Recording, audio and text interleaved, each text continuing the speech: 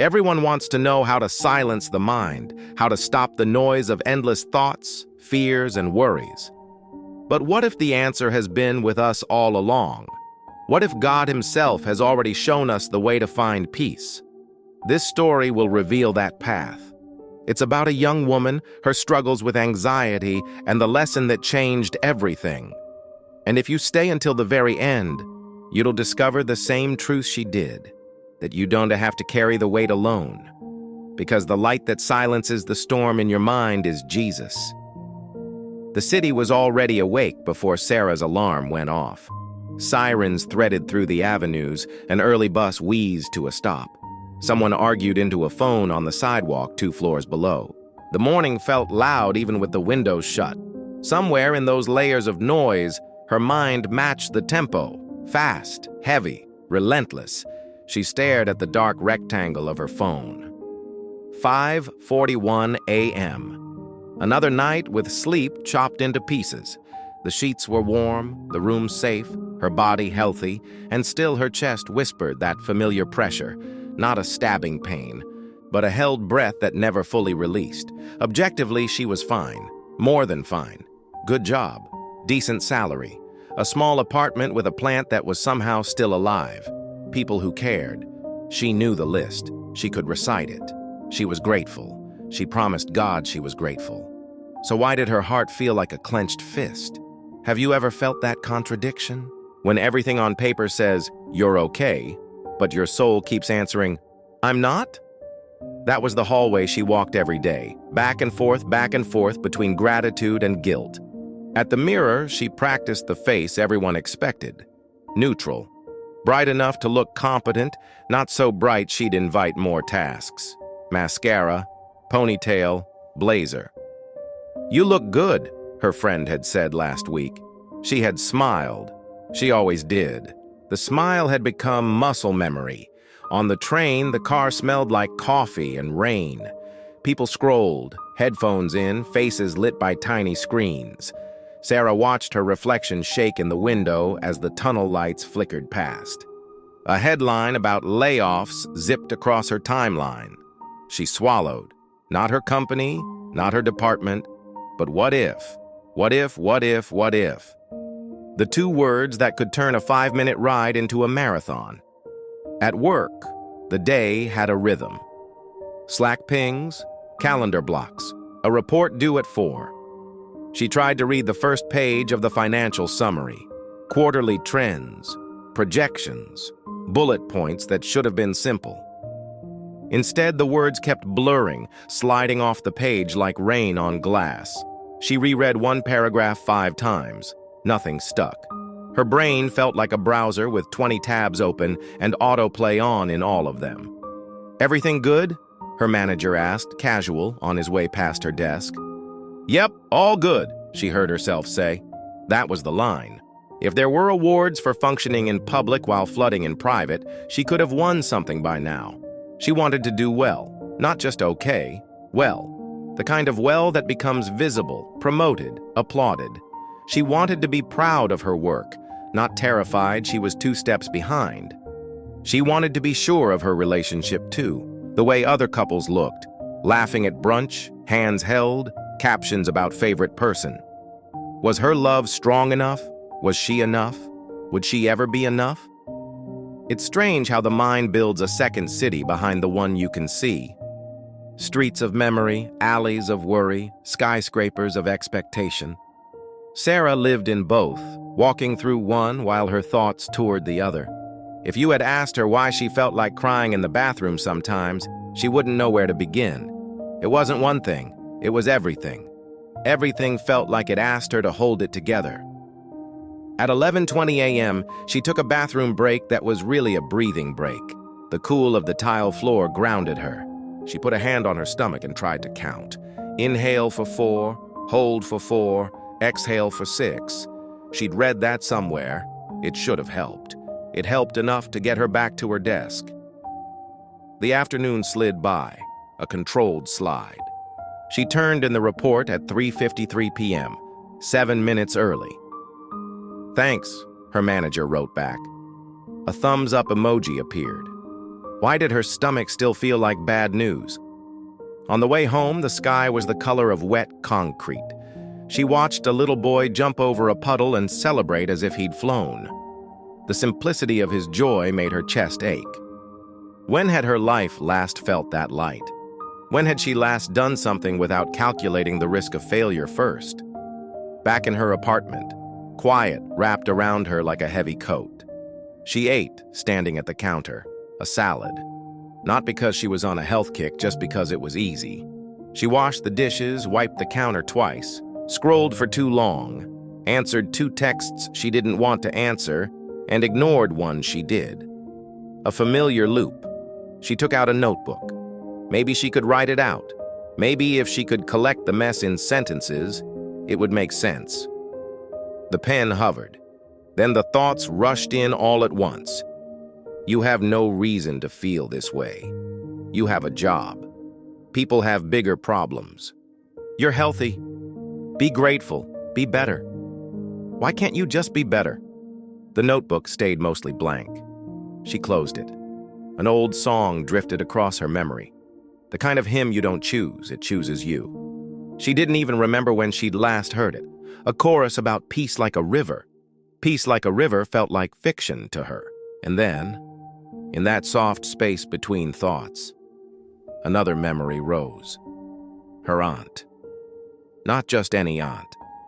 Aunt Elena, the kind of good that didn't need a microphone. Everyone in the family had a story that led back to her kitchen table. She was the person who found a way to feed one more, take one more phone call, pray one more prayer. She never hired a social media manager to announce her kindness. She just lived it.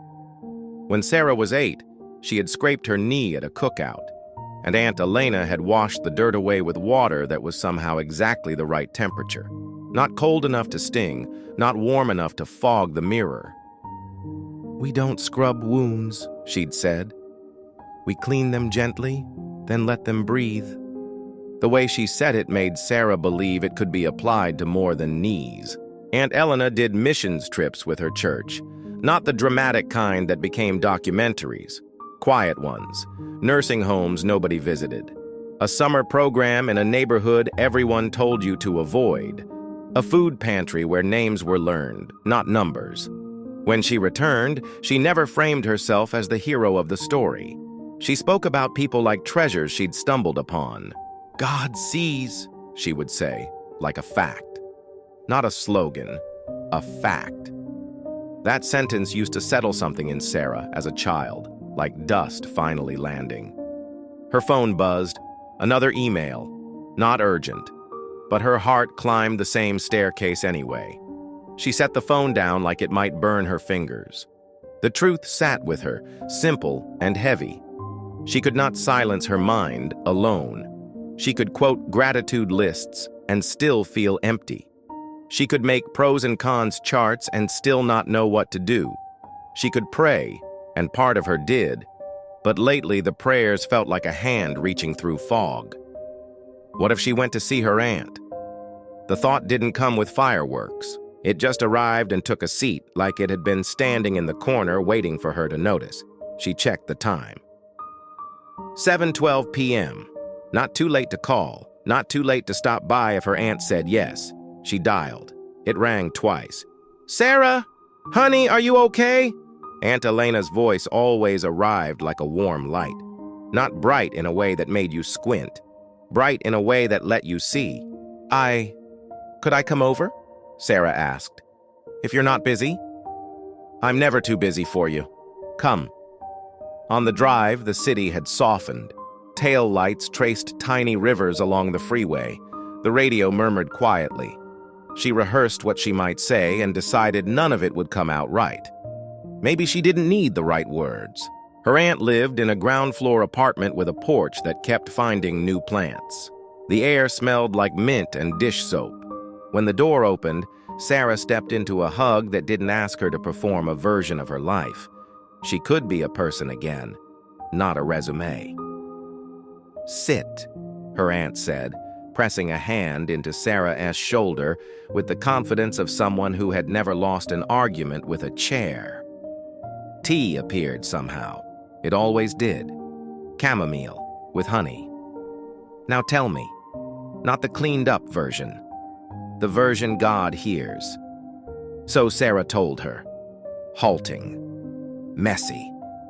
Some parts were a whisper, some parts a rush, work, fear. The tiny humiliations that come with being human. The bigger questions that refused to dissolve, the ache of feeling ungrateful for feeling anxious when she was otherwise blessed. The shame of that sentence. The shame of the shame. Her aunt listened the way you watch a fire you can't risk letting die. Not with panic, with presence. No interruption, no hobby horse advice waiting in the wings, just attention. When Sarah finished, the tea had cooled. "I know you're grateful," Aunt Elena said softly.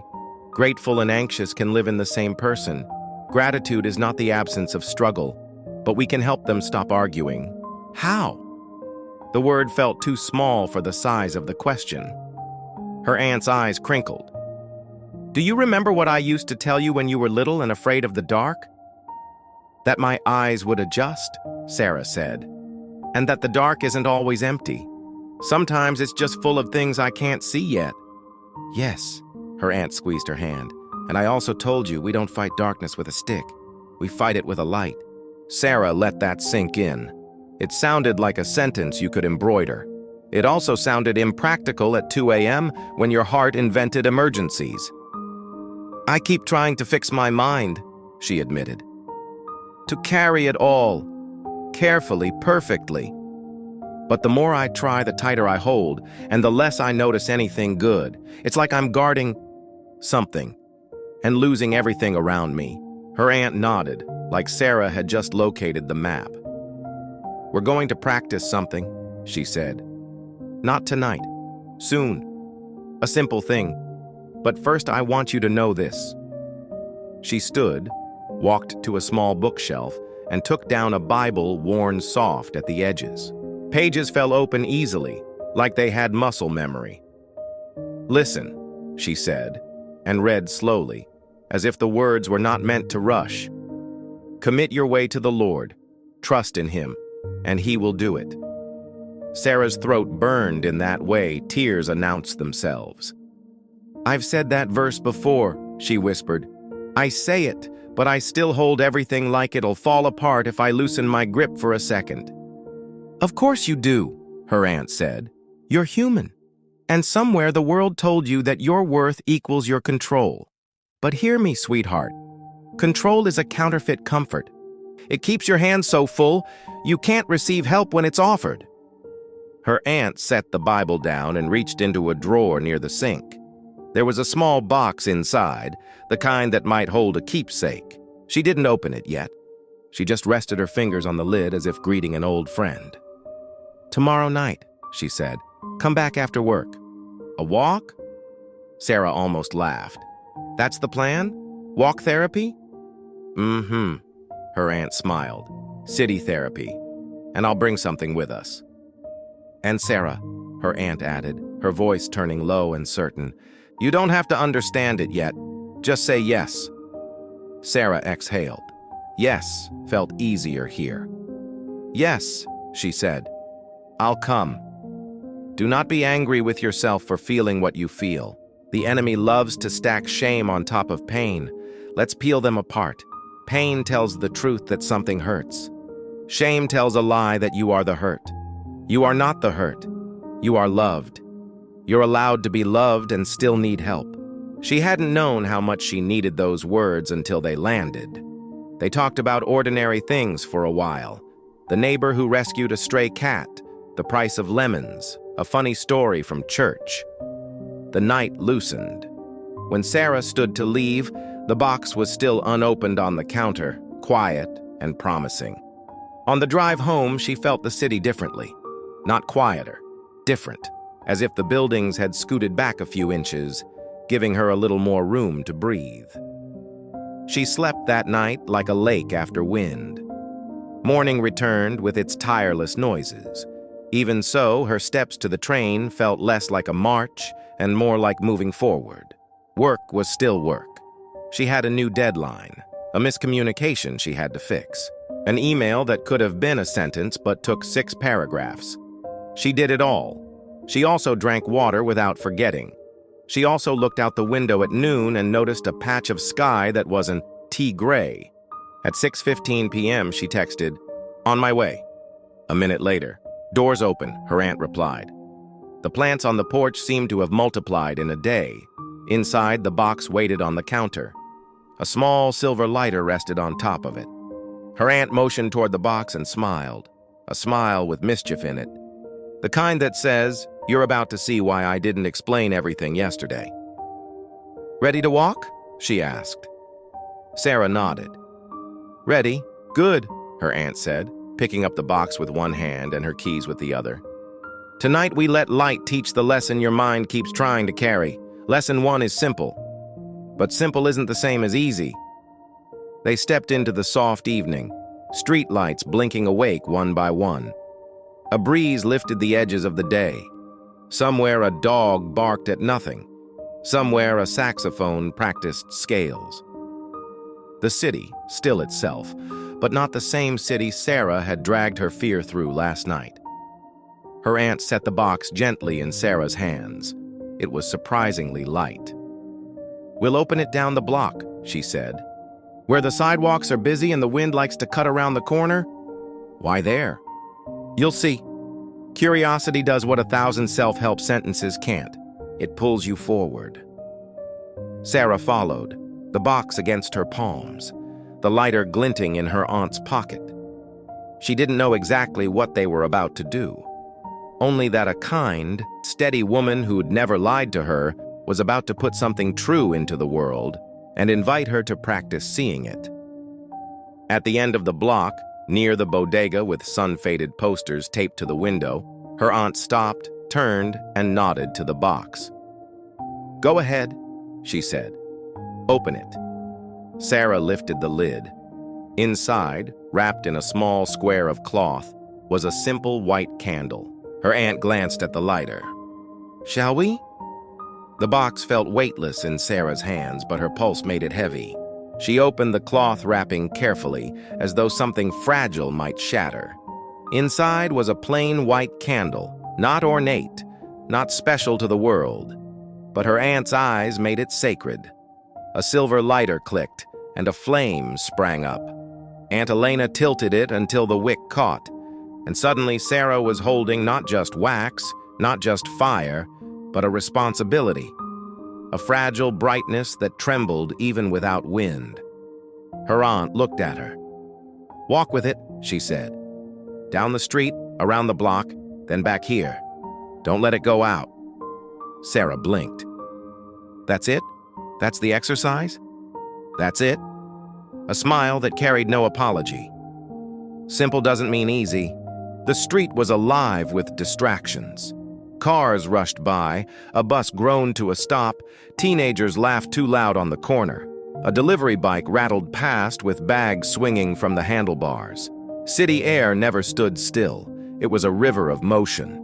And into that river, Sarah stepped candle first. At once the flame bent, tugged by an invisible hand. Her stomach clenched. She cupped her palm around it, blocking the breeze. The fire steadied, but not by much. She could feel its fragility. She could smell it, faintly, wax melting, smoke on the edge of becoming. People looked. Of course they did. Who walks down a city street carrying a lit candle? A man with earbuds in nearly bumped her shoulder, muttering an apology without breaking stride. She tightened her grip. Don't drop it. Don't let it die. Every step stretched time. She heard the city, but distantly, like static through a wall. What mattered now was this inch of flame. Protect it, protect it, protect it. Thoughts lined up like soldiers in her head. What if a gust hits? What if someone bumps me harder? What if I fail this tiny mission? She remembered being 8, trying to carry a bowl of water across her aunt's kitchen without spilling. She had stared at the surface so intensely, her eyes ached. By the end, her arms shook, but the bowl stayed full. That day, her aunt had said, "You see, you can focus." Today, the memory returned with a sharper edge. You can focus, yes, but at what cost? The sidewalk narrowed near the bodega. A group of kids spilled out, kicking a soccer ball. It bounced close to her legs, skidding against the curb. One boy darted to retrieve it, his laughter cutting through the air like bells. Sarah barely registered his joy. Her whole body leaned protectively around the candle. The boy ran past. The flame trembled, but survived. Halfway around the block, sweat formed on her back, though the evening was cool. Her jaw ached from clenching. Her arm felt stiff from holding so carefully. She hadn't noticed a single storefront. She hadn't noticed the sky darkening from lavender to ink. Her world had shrunk to one fragile fire. When she returned to the porch, Aunt Elena was waiting. The plants rustled in the slight wind. The doorlight flickered. Sarah held up the candle triumphantly. "It's still lit," she said, breathless, as if she'd run a marathon. Her aunt's smile was kind, but not congratulatory. "And what did you see?" Sarah frowned. "See? I saw the candle. I saw the flame." She shook her head. "Honestly, I didn't notice anything else. I couldn't afford to." Her aunt nodded. "Did you hear the children laughing? The saxophone a man was playing 2 doors down? Did you notice the way the evening cooled, or the clouds streaking pink before the dark?" Sarah blinked, realization creeping in. "No, I missed it all." "Because you were afraid," her aunt said gently. "Afraid of losing the light. Afraid it would slip out of your control." Sarah opened her mouth, then closed it. The truth stung. Afraid? Yes. That was the word. The flame had owned her attention completely. She hadn't seen a thing beyond it. Her aunt gestured to the chair. "Sit, child. Let's talk about why." Sarah sank into the seat, candles still flickering between her fingers. She felt foolish, though she didn't know why. It had been a simple task, and yet her chest still carried the tension, her shoulders locked like stone. Her aunt folded her hands. "This is the picture of your life, Sarah. Always protecting, always guarding, always holding on so tight that you miss the world around you." Sarah's protest rose quickly. "But isn't that what I'm supposed to do? If I don't protect things, my job, my future, my relationship, who will?" Her aunt's eyes softened. "That's the lie, sweetheart. That you are the keeper of the flame, but you are not." Sarah stared at the candle, the tiny dance of its light. "If I don't hold it, won't it just go out?" Aunt Elena leaned forward. "No, because this flame doesn't ultimately belong to you. The light of your life is not yours to manufacture, nor yours to maintain. Jesus is the light of the world. He holds the flame, not you." The words fell heavy, not in weight, but in gravity. Sarah wanted to believe them. She also wanted to argue. How could she not hold it? If she let go, wouldn't everything collapse? Her aunt seemed to read her thoughts. "Think back on today. How much beauty did you miss because you were staring at the fire? How much life passed by unnoticed?" Sarah swallowed. Too much. More than she cared to admit. The candle guttered slightly, and she shielded it again. "But it feels like if I don't guard this, if I don't guard everything, then I'll lose it." Her aunt tapped the table softly. "The city tonight was your mirror. So loud, so busy, so full of risks. You thought the candle's survival depended on your vigilance. But what if instead, it depended on who gave you the candle in the first place?" Sarah blinked. "You mean you?" "No," her aunt said. "Him." She pointed upward, then laid her palm over her heart. "Christ gave you his light. Do you think he would hand it over and then abandon you to hold it alone?" Sarah's throat tightened. She shook her head slowly, but the part of her that always prepared for disaster whispered, "Yes, he might. Maybe I'm not strong enough. Maybe he's disappointed in me." Her aunt caught her eyes. "Sweetheart, Jesus doesn't hand you his light and then stand back, arms crossed, judging how well you carry it. He walks with you. He guards it himself. Your job isn't to protect the flame. Your job is to trust the one who does. Sarah put the candle on the table. Her hands felt stiff from clutching it. Why do I feel like I can't let go? Why is my first instinct always to hold tighter? Her aunt thought for a moment. Because somewhere along the way, you learned that love was conditional. That worth had to be proven.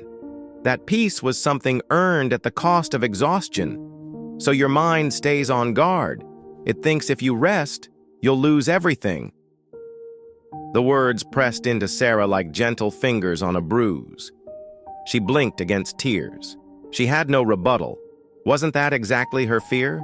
That the moment she loosened her grip, everything she'd built would vanish? Her aunt reached across and took her hands. Listen, you can live the rest of your life as the candle keeper, always shielding, always anxious, always missing the world. Or you can live as the one who walks beside the keeper of the flame. One life drains you, the other restores you. Sarah whispered, "How do I choose the second?" Her aunt smiled. "We'll practice, slowly. Tonight was the first step. Tomorrow we'll try again, but differently." The candle still burned, soft and steady. It seemed to mock her fears. Still alive despite her fumbling, still bright despite the city wind. Her aunt blew it out gently. A thread of smoke curled upward. Did you notice? Even extinguished, the wax still carries the scent of flame. The light leaves traces. That's what trust feels like. It lingers. Sarah closed her eyes, inhaled the faint smoke. It calmed her strangely, the opposite of what she expected. Not an ending, but a reminder. Her aunt's voice lowered. "Tomorrow, when we walk, I will hold the candle. You will walk beside me with empty hands, and we'll see what you notice then." Sarah exhaled. Empty hands. The phrase felt foreign. She'd lived so long clutching something, work, people, plans. Could she really walk empty-handed? But part of her longed for it, the way a tired traveler longs for a seat. Maybe she was ready. That night, Sarah dreamt not of deadlines or arguments, but of walking streets lined with light, her aunt ahead of her, the candle steady in her hands. And for once, Sarah's own hands were free. When she woke, the city roared as always, but inside her something whispered, maybe tomorrow doesn't have to be the same as today. The following day moved slower than most. Sarah felt the hours drag at work, every ping of her inbox reminding her she was still in the same old loop. And yet, beneath the weight of tasks, a thread of anticipation pulled at her. Tonight, she would walk again. Tonight, her aunt would hold the candle. That thought kept her from drowning completely in numbers and deadlines. By 6, she was outside, heading toward her aunt's apartment. The city was the same. Traffic thick, strangers brushing shoulders, neon signs humming to life. But Sarah's awareness had sharpened. She noticed the smell of roasted peanuts from a corner cart. She noticed how the clouds broke in streaks of gold as the sun dipped lower. Maybe it was nothing. Maybe it was everything. Her aunt greeted her with the same quiet warmth. No grand ceremony, no sermon, just presence. The candle waited again, but this time it was Elena who held it. She lit the wick, shielding it briefly with her palm before passing it in front of her like a lantern. "Walk with me," she said. So they did, down the same block, past the same stores, into the same currents of wind and laughter and noise. But something was different. Sarah's hands were empty. The responsibility was no longer hers. She walked alongside the flame, not guarding it, not afraid of losing it, just noticing. It is strong because of his strength. The words washed over Sarah like cool water. For years, she had believed her worth was tied to performance, to never slipping, never failing. But here was grace, right in front of her, flickering with a steady persistence. Maybe failure wasn't the end. Maybe the light kept shining even when she stumbled. She found herself confessing things she had hidden. How she compared herself constantly, how she feared being alone, how sometimes she thought, if I'm so blessed, why do I feel so broken? Her aunt listened, as always, with patience. Then she spoke. Blessings don't cancel battles, but battles don't cancel blessings either. Jesus walks with you in both. The question is, do you walk with him? The words pierced deeper than any lecture could. They turned her gaze inward, not to condemn, but to reveal. Did she walk with him? Or did she walk clutching her own fragile flame, begging him to bless her effort? Tonight she wanted the first. She wanted to walk with him, not ahead of him, not apart from him, but beside him. Over the next weeks, the walks continued. Sometimes with the candle, sometimes without. Each time Sarah practiced noticing. The city hadn't changed. Deadlines still pressed. Bills still waited. People still disappointed her. But her perspective shifted. One evening, she noticed a homeless man on the corner. Before, she might have hurried past, trapped in her bubble of fear. This time, she stopped, met his eyes, offered the sandwich she had packed for herself. His smile lit brighter than any candle. She realized she had space for compassion only because her hands weren't clenched around control. Another night, she sat with her aunt under the open sky. "I keep thinking about what it means to win," she confessed. "I used to think winning was promotions, relationships, proving myself, but maybe winning is just being free." Her aunt nodded. "The world measures victory by outcomes. Jesus measures it by surrender. The greatest victory was won on a cross that looked like defeat. Remember that." The truth sank in. For so long, she had believed peace was always ahead, always distant, always earned. Now she was beginning to understand it was here, hidden in trust, available in every moment she let go. One morning, standing at her office window before the day began, Sarah watched sunlight slice through skyscrapers, scattering across glass.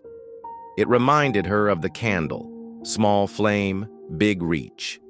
She whispered another prayer, no longer unsure. "Lord, the light is yours. Keep it burning." And the fear loosened. Her transformation wasn't dramatic. She didn't quit her job to travel the world. She didn't suddenly solve every problem. Instead, it was subtle but steady. A softening, a gentleness, a recognition that she didn't have to live clenched. And every time anxiety rose, she pictured the candle in stronger hands than hers. Her aunt had said once, "Simple doesn't mean easy." She was learning that. Trust wasn't easy, but it was simple. Hand him the flame.